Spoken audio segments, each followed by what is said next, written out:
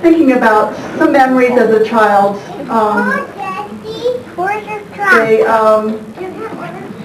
Child, first of all, I was thinking of when I was little and how we used to love to go to Grandma's house.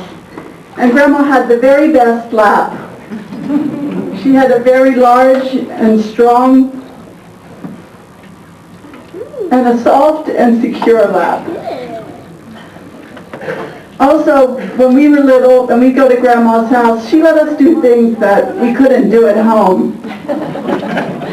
We weren't allowed to do them at home, or Mom thought we were too old. Things like she'd let us drink milk out of a bottle when we were much too old to not have a bottle anymore. I don't think she told Mom that either. She let us stay up late. And she let us watch TV with Uncle Henry, which was always a very special treat. Grandma, as I recall growing up, was always working. And I think Kelly and Wendy mentioned that as well. Always working, but never grumbling, always cheerful. Grandma's house was the best place to visit. I remember family picnics under the walnut tree, playing with all the cousins. I remember running up the road from the farm, running up the road to catch the Strasburg Railroad when it was coming, when we heard the first whistle all the way down Strasburg, and we knew it was coming down. We would get permission and run all the way up the road to the Strasburg Railroad. And at that time it seemed like a very far distance. Now it's very short. Grandma cooked the best food, and Grandpa always complimented the fare with his yummy cracker pudding or tapioca pudding or chocolate pudding. And then to finish, I just have a few quotes that I remember my grandmother saying frequently. And interestingly enough, I have something to read from my sister, and she mentioned the same quotes. So these things really did stick with us. When Grandma saw us coming and wearing earrings, and even up to the point where she couldn't see very well, she would take her hands and go like this and feel over our ears, and she'd say about our earrings, "Do those things keep your ears warm?" And you could tell that she was disapproving but not judgmental. And when it came to doing things that were perhaps the gray areas in ethics, or even just family traditions and Christian traditions, she would say, that's not the way a body does. And to her, to Grandma, adhering to spiritual principles was not optional. It was a sign, her life was a sign of complete surrender and dedication to the Lord. And I think that all of you who know her could agree with me on that.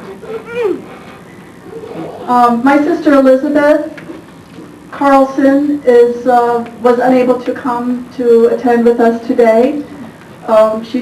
She is living in England at this time with her husband, who took an associate pastorship there.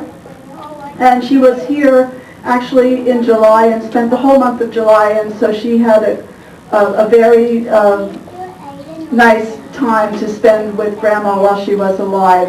And so she sends her greetings to all of you, and she sent us an email that I would like to read for her, that she wanted read for all of you concerning Grandma. Though I can't be with you to celebrate Grandma's long life, I've written a few thoughts as a small tribute. It is her strength and feisty spirit that I think of when I remember Grandma. If you'd ask her why she did something, you might get the answer, that's what a body does.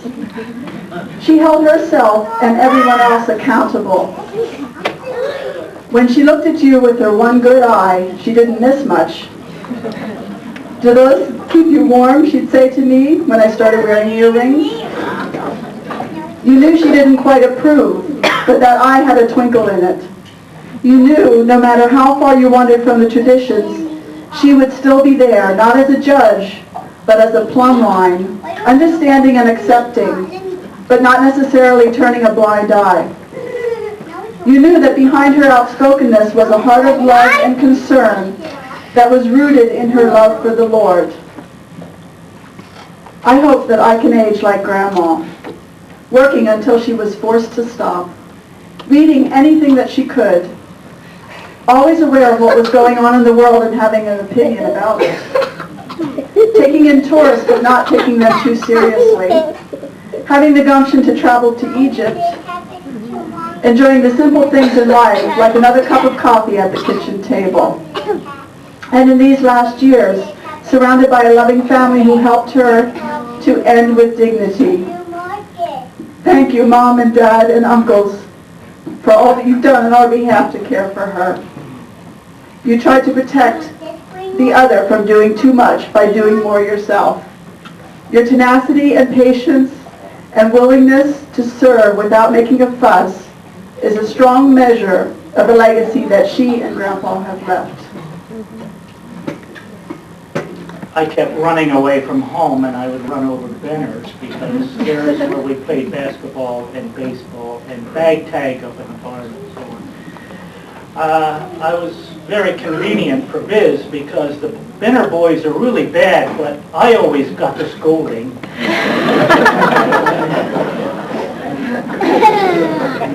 But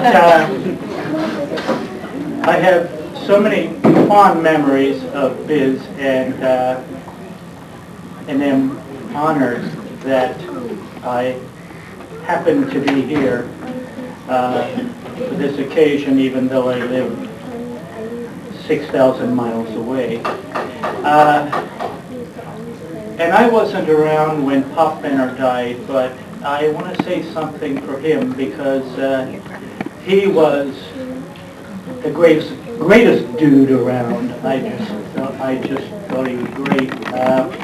He always had this wide smile and the twinkling eyes with the crow's feet laugh wrinkles on the sides.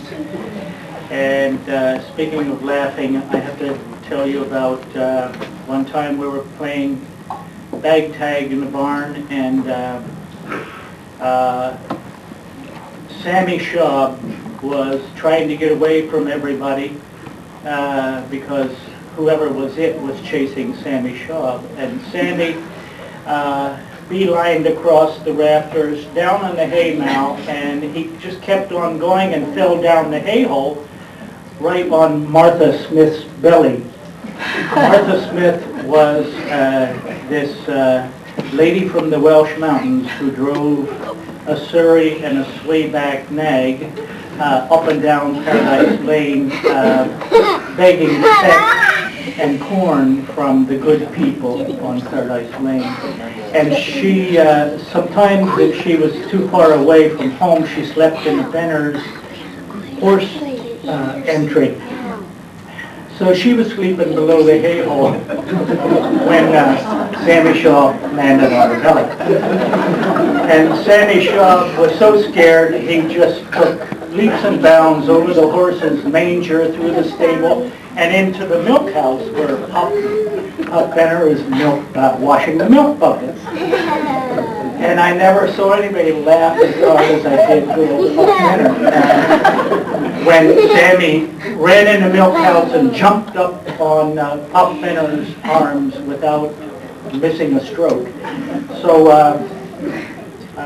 that's my Pop Benner story, and there are a number of others, but I don't want to keep this mic from the rest of you.